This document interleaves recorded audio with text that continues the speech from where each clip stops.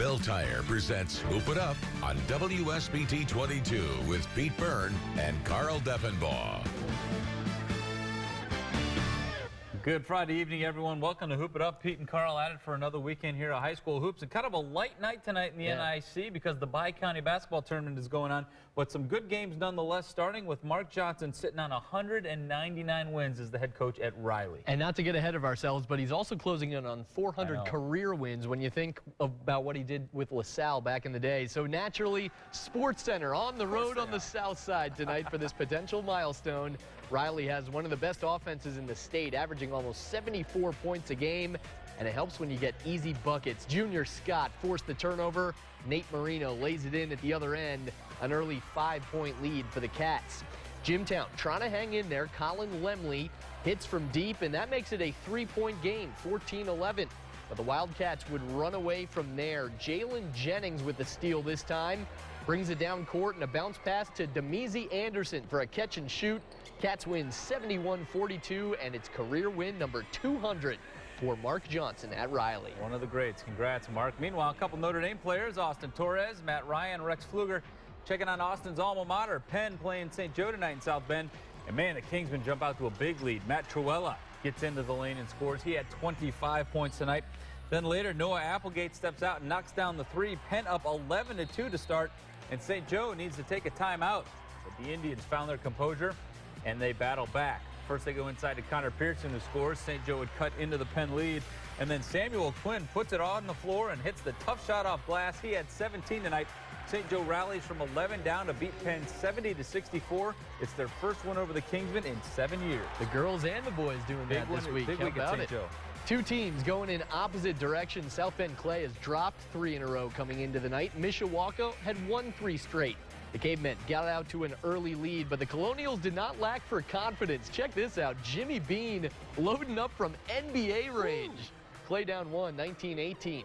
Mishawaka was riding its big man, Peyton Staples, able to score through a double team. He was having a big night at the Cave, but this is not good. Second half, Staples driving, and he steps on a Colonial, goes down hard, and you see immediately grab that left ankle. He would be helped off the court. Mishawaka does get the win tonight, but all thoughts with their star, Peyton Staples. Hope he's okay. Definitely hate to see that. Over at the Hadaway Shack tonight, South Bend Adams hosting East Chicago Central. Close game in the third quarter, but then Adams makes a little run. Braden Wadley gets ahead to Walter Ellis for the easy hoops. Adams with a 3-point lead. Then a little later, Michael Green knocks down the 3. Puts the Eagles up by 5, but East Chicago Central would answer in this one. Damian Jefferson drives right down the lane and scores in traffic. East Chicago Central comes out with a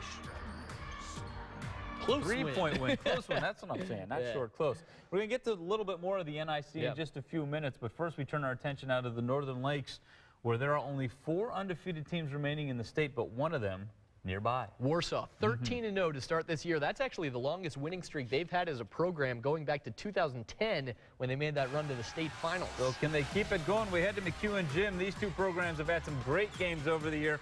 Warsaw had the lead at half, and they add to it here. That was a great pass inside to Kyle Mangus, who had 23 points.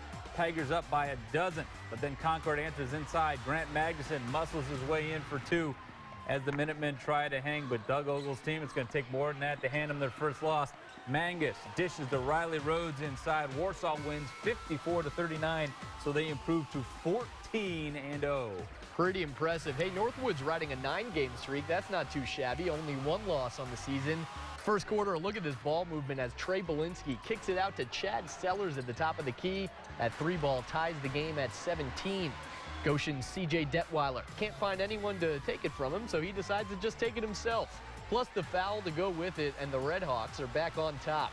But at the end of the quarter, Panthers going for a desperation shot. That won't go, but DeKyron Fox there for the buzzer-beating putback.